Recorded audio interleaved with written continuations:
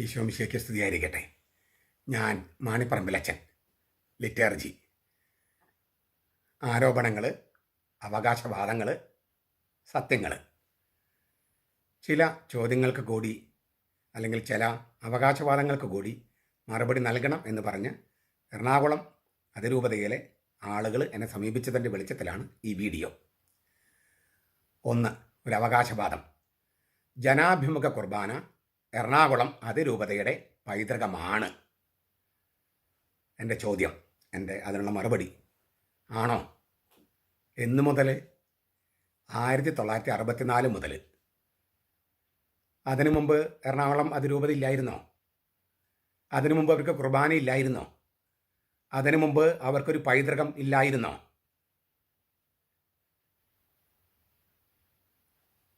ആദ്യ നൂറ്റാണ്ട് മുതൽ 1964 വരെയുള്ള പൈതൃകത്തെ റദ്ദ് ചെയ്തിട്ടാണോ 1964 മുതലുള്ള പൈതൃകത്തിന് വേണ്ടിയുള്ള അവകാശവാദം?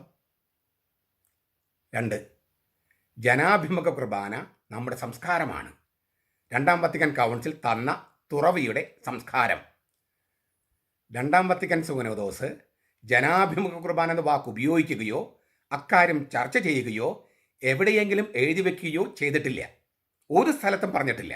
ആ വിഷയം ചർച്ച ചെയ്തിട്ട് പോലുമില്ല.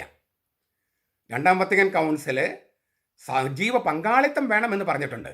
അതൊരിക്കലും ജനാഭിമുഖ കുർബാനയാണെന്ന് പറഞ്ഞിട്ടുമില്ല, ഉദ്ദേശിച്ചിട്ടുമില്ല. പിന്നെ അത് തെറ്റിദ്ധാരണയുടെ പുറത്തുണ്ടായതാണെന്ന് ഞാൻ ധാരാളം വീഡിയോസ് പറഞ്ഞു കഴിഞ്ഞു, ആവർത്തിക്കുന്നില്ല. അതുകൊണ്ട് രണ്ടാം വത്തിക്കൻ സുനോദോസ് നമുക്ക് നൽകിയ തുറവിയുടെ സംസ്കാരത്തിൻ്റെ ഭാഗമല്ല ജനാഭിമുഖ കുർബാന. 3, കാലഹരണപ്പെട്ട കൽദായവൽക്കരണത്തിൻ്റെ കുർബാനയാണ് സിനഡൽ കുർബാന. ഇപ്പം മെത്രാന്മാർ അംഗീകരിച്ച സിനഡൽ ഫോം കുർബാന കാലഹരണപ്പെട്ട കൽദായവൽക്കരണത്തിൻ്റെ കുർബാനയാണ്. തിരിച്ചൊരു ചോദ്യം, കൽദായമല്ലാത്ത ഒരു കുർബാന എറണാകുളം രൂപതയുടെ കയ്യിലുണ്ടോ? കൽദായമല്ലാത്ത ഒരു കുർബാന എറണാകുളം രൂപതയുടെ കയ്യിലുണ്ടോ? ഈ കൽദായ കുർബാനയാണല്ലോ ഈ സീറോ മലബാർ സഭയിലെ അദ്ദായി മാറി ശിഷ്യന്മാരുടെ പേരിലുള്ള കുർബാന. അത് ജനാഭിമുഖമായി നിന്നാൽ അതിൻ്റെ കൽദായ അംശം നഷ്ടപ്പെടുമോ? ഈ കാലഹരണപ്പെട്ട കൽദായവൽക്കരണം നഷ്ടപ്പെടുമോ ജനാഭിമുഖമായി അതേ കൽദായ ഉത്ഭവമുള്ള കുർബാന? ഞാൻ ആവർത്തിക്കുന്നു, കൽദായമല്ലാത്ത ഒരു കുർബാന എറണാകുളം രൂപതയുടെ കയ്യിലുണ്ടോ?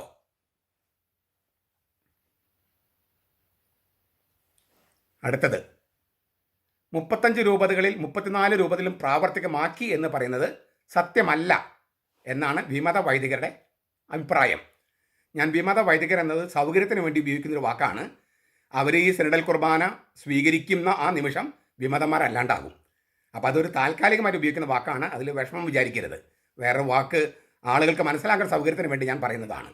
ഈ വിമത വൈദികരെല്ലാവരും കുറച്ച് കഴിയുമ്പോൾ ഈ സിനഡൽ ഫോം കുർബാന സ്വീകരിക്കും. അപ്പോൾ അവർ വിമതന്മാരല്ലാണ്ടാകുകയും ചെയ്യും. അവരുടെ അവകാശവാദം 35 രൂപതയിൽ 34 പ്രാവർത്തികമാക്കി എന്ന് പറയുന്നത് ശരിയല്ല. അതിന് പറയുന്ന ഒരു ന്യായം, തൃശ്ശൂർ രൂപതയിൽ 30ഓളം വൈദികരും ഇരിങ്ങാലക്കുട രൂപതയിൽ 130ഓളം വൈദികരും ഇതിനോട് എതിർപ്പുള്ളവരുണ്ട്. എതിർപ്പുണ്ടാവായിരിക്കാം. പക്ഷേ അതിലേക്കൊന്നും കടക്കാതെ ഞാനൊരു തിരിച്ചൊരു കാര്യം ചോദിക്കട്ടെ. 35 രൂപതയിൽ 34 രൂപതകളിൽ മിക്കവാറും എല്ലാവരും നടപ്പാക്കി. ഇവരുടെ കണക്കനുസരിച്ച് 160 പേരല്ലേ ചൊല്ലാത്തുള്ളൂ. 10,000-ഓളം പുരോഹിതന്മാരുണ്ട് സീറോ മലബാർ സഭയിൽ. അതിൽ 160 പേരാണ് ചൊല്ലാതെ നിൽക്കണേ.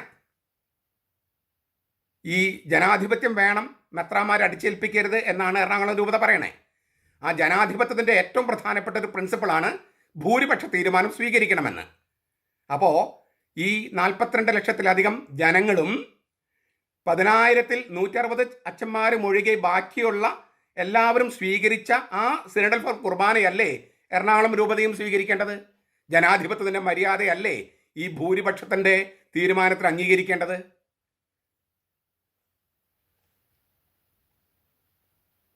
അടുത്തൊരു ചോദ്യം അല്ലെങ്കിൽ ഒരു പ്രശ്നം, സിനഡൽ ഫോം കുർബാന അടിച്ചേൽപ്പിച്ചതാണ്, ഇമ്പോസിങ്. സിനഡാലിറ്റി എന്ന് ഫ്രാൻസിസ് മാർപ്പാപ്പ പറയുന്നത് അതിനർത്ഥം മെത്രാന്മാരല്ല സഭ, ദൈവജനമാണ്. രണ്ടാം വത്തിക്കൻ സുനോദോസ് വരെ ശ്രേണീബദ്ധമായ മാർപ്പാപ്പ, കർദിനാളന്മാർ, മെത്രാപ്പൊലീത്തന്മാർ, മെത്രാന്മാർ, വൈദികർ, സന്യസ്തർ, അൽമായർ, അങ്ങനെ ഒരു പിരമിഡ് സ്ട്രക്ചർ ആയിരുന്നു ഉണ്ടായിരുന്നത്. രണ്ടാം വത്തിക്കൻ സുഗനദോസാണ് അതങ്ങനെയല്ല വേണ്ടത്, ദൈവജനമാണ് സഭ എന്ന് പുനരാഖ്യാനം ചെയ്തു, ക്രമീകരിച്ചു ഈ സഭാഘടന. അതായത് ഒരു മേശയ്ക്ക് ചുറ്റും വട്ടത്തിലിരുന്ന് തീരുമാനിക്കാവുന്ന ഒരു ഘടനയായിട്ട് രണ്ടാം വത്തിക്കൻ സുഗനദോസ് സഭയെ പുനഃക്രമീകരിച്ചു. സമ്മതിക്കുന്നു. ലൂമൻ ജെൻസീം എന്ന് പറയുന്ന ആ രേഖയുടെ രണ്ടാമത്തെ അധ്യായത്തിൽ, മെത്രാന്മാരെ കുറിച്ചുള്ള ഒന്നാമത്തെ അധ്യായം കഴിഞ്ഞ് രണ്ടാമത്തെ അധ്യായത്തിൽ ഇത് ചർച്ച ചെയ്യുന്നുണ്ട്. ദൈവജനമാണ് സഭ. ഞാനത് തന്നെ പറയണേ, ദൈവജനമാണ് സഭ. ഒരു രൂപതയിലെ ഏതാനും ചില വൈദികരല്ല, അവരല്ല സീറോ മലബാർ സഭ. ഞാൻ ഒന്നുകൂടി ആവർത്തിക്കുക, 42 ലക്ഷത്തിലധികം വരുന്ന ജനങ്ങൾ ഉള്ള സീറോ മലബാർ സഭയിൽ മൃഗീയ ഭൂരിപക്ഷവും അംഗീകരിച്ച് ചൊല്ലിക്കൊണ്ടിരിക്കുന്ന കുർബാനയാണ് സിനഡൽ ഫോം കുർബാന. അതല്ലേ ദൈവജനം? ഈ വിമത പക്ഷക്കാരല്ലേ അവരുടെ മൈനോറിറ്റി വ്യൂ അടിച്ചേൽപ്പിക്കുന്നത്? ദൈവജനമാണ് സഭ എന്ന് തന്നെയാണ് ഈ രൂപതക്കാരോട് പറയാനുള്ളത്. ആ ദൈവജനം സ്വീകരിച്ച കുർബാന എന്തുകൊണ്ട് ഇവർ സ്വീകരിക്കുന്നില്ല എന്നാണ് എൻ്റെ ചോദ്യം. അടുത്ത ഒരു ചോദ്യം അല്ലെങ്കിൽ ആരോപണം, മെത്രാന്മാർ പറഞ്ഞാൽ അനുസരിക്കണമോ? അതിന് ഉദാഹരണമായിട്ട് ചൂണ്ടിക്കാണിക്കുന്നത്, ഞാൻ മുതിർന്നു കഴിഞ്ഞപ്പോൾ ഞാൻ നിൻ്റെ അപ്പനാണെന്ന് പറഞ്ഞിട്ട് വിഷം തന്നാൽ കുടിക്കണമോ? അനുസരണത്തിൻ്റെ പേരിൽ അപ്പൻ എനിക്ക് വിഷം തന്നാൽ അനുസരണത്തിൻ്റെ പേരിൽ ഞാൻ വിഷം കുടിക്കണോ? പാടില്ല, ഒരിക്കലും പാടില്ല. വിഷം കുടിക്കരുത്. അപ്പം തന്നാലോ അല്ല, ആര് തന്നാലും കുടിക്കരുത്. പക്ഷെ ഇവിടെ വിഷം കൊടുക്കുന്നത് ആരാ? മാർപ്പാപ്പയും അതിശ്രേഷ്ഠ മെത്രാപ്പോലിത്തയും അദ്ദേഹത്തോടൊപ്പം മറ്റെല്ലാ മെത്രാമാരും ചേർന്ന് തീരുമാനിച്ച്, അത് 1999 തീരുമാനിച്ചു, 2000 നടപ്പാക്കണമെന്ന് ജോൺ പോൾ രണ്ടാമൻ മാർപ്പാപ്പ, വിശുദ്ധനായ ജോൺ പോൾ രണ്ടാമൻ മാർപ്പാപ്പ ആഗ്രഹിച്ചു. പക്ഷേ ഇവിടുത്തെ എതിർപ്പുകൾ കാരണം മെത്രാന്മാർ ചർച്ചകളും വെച്ച് 21 കൊല്ലം ഇത് ചർച്ച ചെയ്തിട്ട് ഇപ്പം നടപ്പാക്കുകയാണ്. അത് ഇമ്പോസിംഗ് ആയിരുന്നു. 2000 നടക്കേണ്ടതായിരുന്നു, അല്ലെങ്കിൽ 99 നടക്കേണ്ടതായിരുന്നു. മഹാജൂബിലി വർഷത്തിൽ അച്ഛന്മാരുടെയും ജനങ്ങളുടെയും അഭിപ്രായം കേട്ടും ഒരുപാട് അൽമായ സിനഡുകളിലും ചർച്ച ചെയ്ത് അൽമായരാണ് ഏറ്റവും കൂടുതൽ ആവശ്യപ്പെട്ടത് ഏകീകൃത കുർബാന വേണമെന്ന്.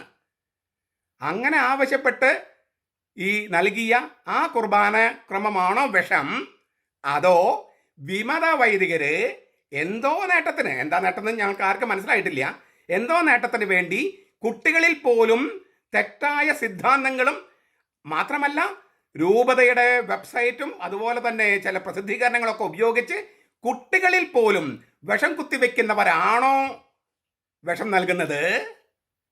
അതോ മാർപ്പാപ്പയും മെത്രാന്മാരും ശ്രേഷ്ഠ മെത്രാപ്പോലിത്തയും ജനങ്ങളെല്ലാം സ്വീകരിച്ച് ആ സിനഡൽ ഫോമാണോ വിഷം? വൈരാഗ്യമൊക്കെ മാറ്റി വെച്ചിട്ട് ഇവിടെ ശാന്തമായിട്ടും ചിന്തിച്ചാൽ ഞാൻ പറഞ്ഞതിന് ഉത്തരം കിട്ടും കേട്ടോ.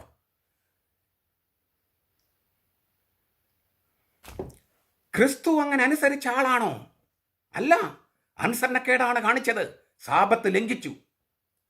ഇപ്പോൾ മാർപ്പാപ്പയെയും അതിശ്രേഷ്ഠ മെത്രാപ്പോലിത്തയും മെത്രാന്മാരെയും ഒക്കെ ധിക്കരിക്കാൻ വേണ്ടി എറണാകുളം രൂപത അവതരിപ്പിക്കുന്ന ചോദ്യമാണ് ഞാൻ പറഞ്ഞത്. ക്രിസ്തു അങ്ങനെ അനുസരിച്ച ആളാണോ? അല്ല, അനുസരണക്കേടാണ് കാണിച്ചത്, സാബത്ത് ലംഘിച്ചു. നിങ്ങൾ ഏത് ബൈബിളിലാണ് അത് കണ്ടിരിക്കുന്നത്? ഞാനൊരു ബൈബിളിലും കണ്ടിട്ടില്ല. 22ാമത്തെ വയസ്സ് മുതൽ ഞാൻ ബൈബിൾ പഠിച്ചു തുടങ്ങിയതും അതൊക്കെ ഗ്രന്ഥങ്ങൾ എഴുതിയിട്ടുണ്ട്. സാബത്ത് ലംഘിച്ചു എന്ന് യേശുവിൻ്റെ പ്രതിയോഗികളാണ് പറഞ്ഞത്. സാബത്തിൽ നന്മ ചെയ്യാണ് യേശു ചെയ്തത്. സാബത്ത് ലംഘിച്ചുവെന്ന് ഫരിസയര്, യേശുവിൻ്റെ പ്രതിയോഗികളാണ് സാബത്ത് ലംഘിച്ചു എന്ന് പറഞ്ഞത്. യേശു സാബത്ത് ലംഘിച്ചിട്ടില്ല. യേശു സാബത്തിൽ നന്മ ചെയ്യല്ലേ ചെയ്തേ? യേശു സാബത്ത് ലംഘിക്കുകയാണോ ചെയ്തത്? സാബത്ത് ലംഘിച്ചുവെന്ന് യേശുവിൻ്റെ പ്രതിയോഗികളാണ് പറഞ്ഞത്. ഇപ്പോഴും യേശുവിൻ്റെ പ്രതിയോഗികളാണ് യേശു ധിക്കാരം കാണിച്ചു, അനുസരണക്കേട് കാണിച്ചു എന്ന് പറയുന്നത്. ഞാനൊന്ന് ആവർത്തിക്കുന്നു, യേശുവിൻ്റെ പ്രതിയോഗികളാണ് ഇപ്പോഴും യേശു അനുസരണക്കേട് കാണിച്ചു, ലംഘിച്ചു, സാബത്ത് ലംഘിച്ചു എന്ന് ഇപ്പോഴും പറഞ്ഞ് പഠിപ്പിക്കുന്നത് യേശുവിൻ്റെ പ്രതിയോഗികളാണ്. മരണം വരെ, കുരിശുമരണം വരെ അവൻ തന്നെ അനുസരണമുള്ളവനായി താഴ്ത്തി. അങ്ങനെയാണ് ഫിലിപ്പിയ ലേഖനത്തിൽ 2ാമത്തെ അധ്യായത്തിൽ നമ്മൾ പഠിക്കുന്നത്. മറ്റെല്ലാവരുടെയും അവൻ സഹനത്തിലൂടെ അനുസരണം അഭ്യസിച്ചു എന്നാണ് ഹെബ്രായ ലേഖനത്തിൽ പറയണേ. He taught himself to obey. ആ യേശുവിൻ്റെ ദൈവവും മനുഷ്യനും പാപമില്ലാത്തതുമായ യേശുവിൻ്റെ അനുസരണമാണ് മനുഷ്യവംശം ദൈവത്തിന് കൊടുക്കുന്ന ശരിയായ ബലി എന്നാണ് കത്തോലിക്ക സഭയുടെ ഔദ്യോഗിക പ്രബോധനം. യേശുവിൻ്റെ അനുസരണമാണ് മനുഷ്യവംശത്തിൻ്റെ ശരിയായ ബലി. അതാണ് കുർബാന. യേശു മരണം വരെ, കുരിശു മരണം വരെ തന്നെ തന്നെ അനുസരണമുള്ളവനായി താഴ്ത്തിയവനാണ്. അനുസരണക്കേട് കാണിച്ചവനല്ല യേശു. അടുത്തത് ഒരു ആരോപണം. കൽദായ കുർബാന പഴയ നിയമ കുർബാനയാണ്. പുതിയ നിയമത്തിൽ അങ്ങനെയല്ല. രഹസ്യമായി ചെയ്യേണ്ടതല്ല, ജനത്തിൻ്റെ മുമ്പിൽ വെച്ച് ചെയ്യേണ്ടതാണ് പുതിയ നിയമത്തിലെ കുർബാന. അതിന് ന്യായം എന്താണ്? ദൈവത്തെ കാണാൻ എവിടെ നോക്കണമെന്നാണ് യേശു പഠിപ്പിച്ചത്? മനുഷ്യരെ നോക്കുക. അത് തന്നെയാണ് ആഗസ്തീനോസും പഠിപ്പിച്ചത്. ദൈവത്തെ സ്നേഹിക്കാൻ മനുഷ്യരെ നോക്കുക. അതുകൊണ്ടാണ് ജനാഭിമുഖ കുർബാന. ദൈവത്തെ കാണാൻ മനുഷ്യരെ നോക്കിയാൽ മതി. അതാണ് ജനാഭിമുഖ കുർബാന. അങ്ങനെയെങ്കിലും ഒരു പള്ളിയിൽ പോകേണ്ട കാര്യമില്ലല്ലോ, മനുഷ്യരെ നോക്കിയാൽ പോരെ. ഇന്നലെ പള്ളിയിൽ പോണേ, മനുഷ്യരെ നോക്കിയാൽ പോരെ. ഇനി പള്ളിയിൽ പോയാൽ തന്നെ മനുഷ്യർ പരസ്പരം നോക്കി നിന്നാൽ പോരെ. എന്തിനാ അച്ഛനെ നോക്കി നിൽക്കണേ? അച്ഛനെ നോക്കിയാൽ ദൈവത്തെ കാണുമെന്നാണോ ബൈബിൾ പറഞ്ഞിരിക്കുന്നത്?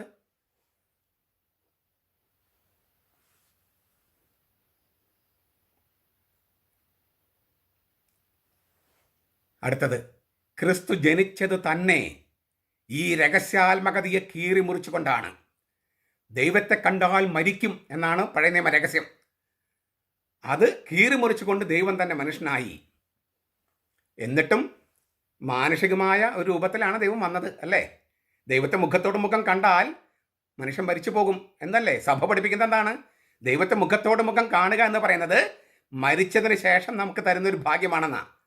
ദൈവത്തെ മുഖത്തോട് മുഖം കണ്ടാൽ മരിച്ചു പോകും. ഇപ്പോഴും അങ്ങനെ തന്നെയാണ്. രൂപാന്തരി ഭാവത്തിൽ യേശു ആ ദൈവിക ഒരു അല്പം കാണിച്ചപ്പോഴേക്കും പത്രോസ് ഭയന്ന് വിറച്ചെന്നാണ് ബൈബിൾ എഴുതിയിരിക്കുന്നത്. നമുക്ക് 3 കൂടാരം പണിത് അതിനുള്ളിലിരിക്കാം, കാണാതിരിക്കാൻ, യേശു കാണാതിരിക്കാൻ, യേശുവിനെ കാണാതിരിക്കാൻ, ശീലയിട്ട് മറയ്ക്കാൻ, മോസസിനെ പോലെ.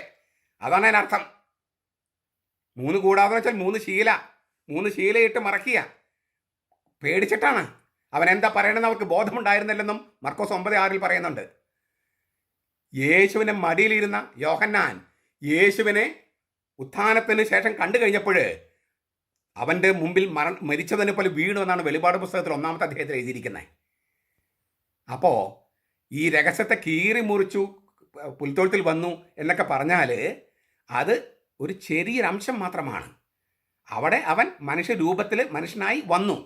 പക്ഷെ ദൈവം തന്നെയാണ്.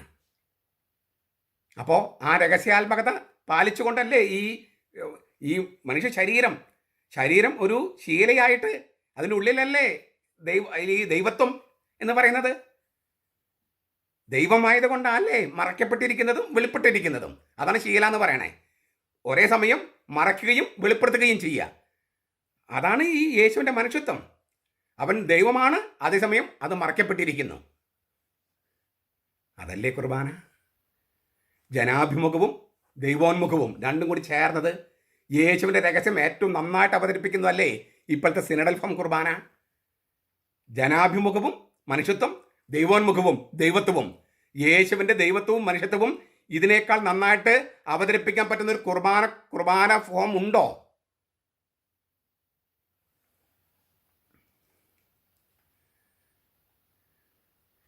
രണ്ടാമത്തെ സൂനോദോസ് ആവശ്യപ്പെട്ടിട്ടാണ് ജനാഭിമുഖ കുർബാന തുടങ്ങിയത്.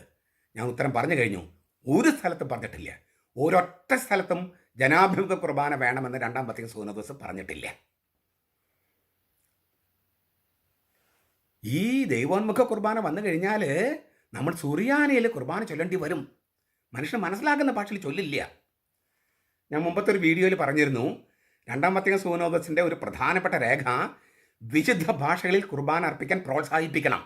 ലത്തീൻകാർ ലത്തീൻ ഭാഷയിലും സുറിയാനിക്കാർ സുറിയാനി ഭാഷയിലും, മുസ്ലിം സഹോദരന്മാർ അറബി ഉപയോഗിക്കുന്നത് പോലെ മാതൃഭാഷയിൽ ഉപയോഗിക്കണമെങ്കിൽ അത് മെത്രാന്മാർ തീരുമാനിക്കണമെന്നാണ്. ഈ സുറിയാനി ഭാഷ സീറോ മലബാർ സഭ അതിലെ സീറോ എന്ന് പറയുന്നത് സുറിയാനിയാണ്. അപ്പോൾ അത് റദ്ദ് ചെയ്യണമെന്ന് പറയുകയാണെങ്കിൽ അപ്പോൾ ഈ എറണാകുളം രൂപയ്ക്ക് ഇങ്ങനെ ഒരു പേര് കൊടുക്കേണ്ടി വരുമല്ലോ. എന്താണ്? മലയാളി മലബാർ സഭ. മലയാളി മലബാർ സഭ. എങ്ങനെയുണ്ട് പേര്? സീറോ മലബാർ സഭ എന്ന് പറഞ്ഞാൽ സുറിയാനിയാണ് സീറോ. സുറിയാനി ഭാഷയിലാണ് ഇത് ഉത്ഭവിച്ചത്. യേശു സംസാരിച്ച ഭാഷയുടെ അല്ലേ അരാമിയയുടെ സിറിയയിലെ രൂപമാണ് സുറിയാനി. വിശുദ്ധ ഭാഷയാണ്. നമ്മുടെ പിശീത ബൈബിൾ എഴുതപ്പെട്ടത് സുറിയാനി ഭാഷയിലാണ്. വിശുദ്ധ ഭാഷയാണ്. യേശു സംസാരിച്ച ഭാഷയുടെ അങ്ങേയറ്റം അടുത്ത് വരുന്നത്. ആ വിശുദ്ധ ഭാഷകളിൽ നടത്തുന്നതിന് പകരം മാതൃഭാഷയിലേക്ക് ആകാം, മനസ്സിലാകുന്ന ഭാഷയാകാം. പക്ഷെ വിശുദ്ധ ഭാഷയെ റദ്ദ് ചെയ്തിട്ട് വേണോ അത്? അങ്ങനെ സുറിയാനി എന്ന് പറയുന്നത് തീർത്ത് മോശമായി തോന്നുകയാണെങ്കിൽ സീറോ മലബാർ സഭ എന്ന് പറയരുത്. അവർ മലയാളി മലബാർ സഭ എന്ന് പറഞ്ഞാൽ മതി.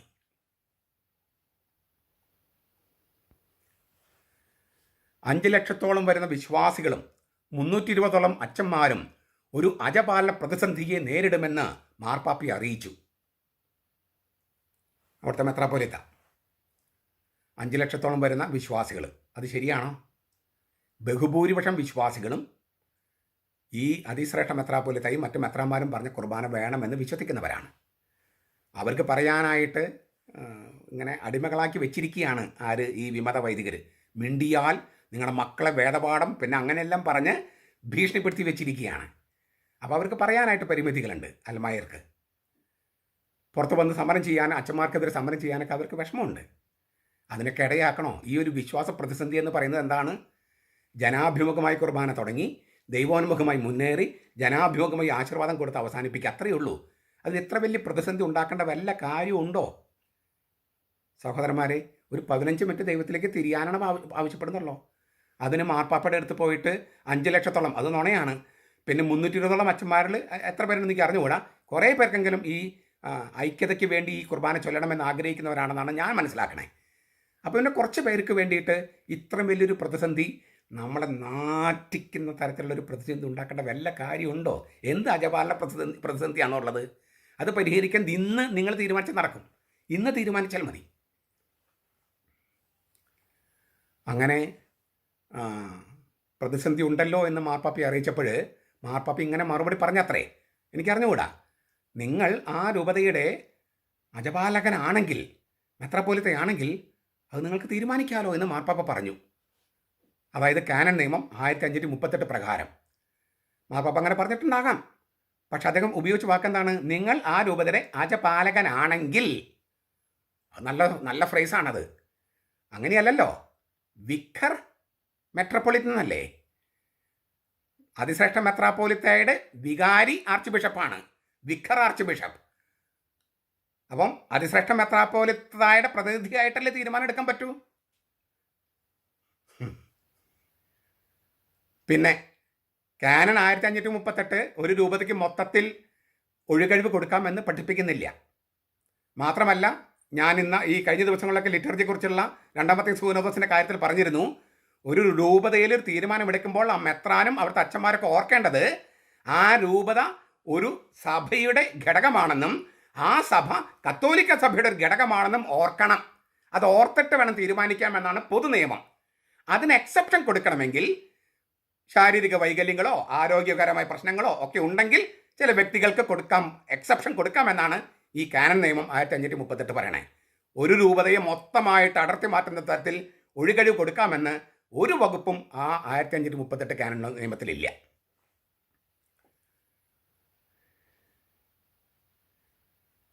ഈ കാനൻ 1538 കാര്യമൊക്കെ ഞാൻ പിന്നീട് മുമ്പ് ഒരിക്കൽ ഒരു വീഡിയോയിൽ പറഞ്ഞിട്ടുള്ളതാണ്. ഇനി ഒരു നിയമത്തെക്കുറിച്ചൊരു ചെറിയ ആശയക്കുഴപ്പം ഉണ്ടായാൽ നമ്മൾ എന്താ ചെയ്യുക? ആ നിയമം നൽകിയ ആളോട് കൺസൾട്ട് ചെയ്യും അല്ലേ? ഇവർ പറയുന്നത് ലോക്കൽ ഓർഡിനറി എന്ന് പറയുന്ന ഈ മെത്രാൻ അല്ലെങ്കിൽ മെത്രാപ്പോലീത്ത മാർപ്പാപ്പയോട് പോലും ചർച്ച ചെയ്യേണ്ട കാര്യമില്ലെന്നാണ് പറയണേ. ഈ 1538 ഒഴികഴിവ് കൊടുക്കാൻ ഒരു കാര്യത്തെക്കുറിച്ച് നമുക്കൊരു നിയമത്തെക്കുറിച്ചൊരു ആശയക്കുഴപ്പം വന്നാൽ നമ്മൾ അത് നൽകിയ ഈ നിയമം നൽകിയ അധികാരിയോട് ചർച്ച ചെയ്യില്ലേ? അങ്ങനെ ചർച്ച ചെയ്യണ്ടായിരുന്നുവെങ്കിൽ എന്തിനാണ് പിന്നെ മാർപ്പാപ്പയെ കാണാൻ പോയത് ഈ എക്സെപ്ഷൻ കൊടുക്കുന്നതിന് മുൻപ്?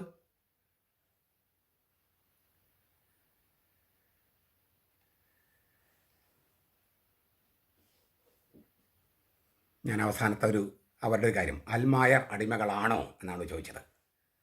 അല്ല, അടിമകളല്ല. അതിന് ഏറ്റവും വലിയ തെളിവാണ് ഇപ്പോഴത്തെ സീറോ മലബാർ സഭ. നമ്മുടെ രൂപതയിൽ ഏകീകൃത രൂപത്തിൽ കുർബാന വേണമെന്നും മെത്രാന്മാരെല്ലാവരും ഒറ്റക്കെട്ടായി നിൽക്കണമെന്നും അച്ഛന്മാരെല്ലാവരും ആ മെത്രാന്മാർ തീരുമാനത്തോട് ചേർന്ന് നിന്ന് ഐക്യതയുടെ സന്ദേശം നൽകണമെന്നും ഏറ്റവും കൂടുതൽ ആവശ്യപ്പെട്ടത് അൽമായർ തന്നെയാണ് ആവശ്യപ്പെട്ടത്. അൽമായർ അടിമകളല്ല. അവർക്ക് സംസാരിക്കാൻ, അവരുടെ നിലപാട് അറിയിക്കാൻ, അവരുടെ ആഗ്രഹങ്ങൾ അറിയിക്കാൻ സാധിച്ചത് കൊണ്ടും അത് മെത്രാന്മാർ കണക്കിലെടുത്തത് കൊണ്ടും 1999 തീരുമാനിച്ചു, 2000 നടപ്പാക്കണമെന്ന് ആഗ്രഹിച്ചു. പിന്നെയും ചർച്ചകളൊക്കെ വേണ്ടി വന്നതുകൊണ്ടാണ് 21 കൊല്ലം കഴിഞ്ഞിട്ട് നമ്മളിപ്പോൾ നടപ്പാക്കണേ. ജനങ്ങളുടെ ആഗ്രഹമാണിത്. അതുകൊണ്ട് പ്രിയപ്പെട്ട വൈദികരെ, നമുക്ക് ആ ഒരു ഈഗോ പ്രശ്നം ഉണ്ടല്ലോ ഇപ്പോൾ, അതൊന്ന് ഒഴിവാക്കിയാൽ സീറോ മലബാർ സഭ ക്രിസ്തുധർമ്മത്തിൽ കിട്ടിയിരിക്കുന്ന ഏറ്റവും പ്രാചീനമായ കുർബാനയായ അദ്ദായി സ്ലീഹയുടെയും അദ്ദേഹത്തിൻ്റെ ശിഷ്യനായ മാറി സ്ലീഹയുടെയും പേരിലുള്ള അതിപുരാതനമായ ഏറ്റവും പ്രാചീനമായ the oldest one in Christianity, the oldest anaphora in Christianity നമുക്ക് അഭിമാനത്തോടെ സന്തോഷത്തോടെ ചൊല്ലാം. ഒരല്പം എളിമ, സഭയ്ക്ക് വേണ്ടി, കർത്താവിന് വേണ്ടി, സഭ ജനത്തിന് വേണ്ടി ഒരല്പം എളിമ, ഒരല്പം ഈഗോ മാറ്റിവെച്ചാൽ ഈ പ്രശ്നം, ഈ പ്രതിസന്ധി ഇന്ന് രാത്രി തീരും. ദൈവം പരിശുദ്ധാത്മാവ് നമ്മളെ വഴി നടത്തട്ടെ.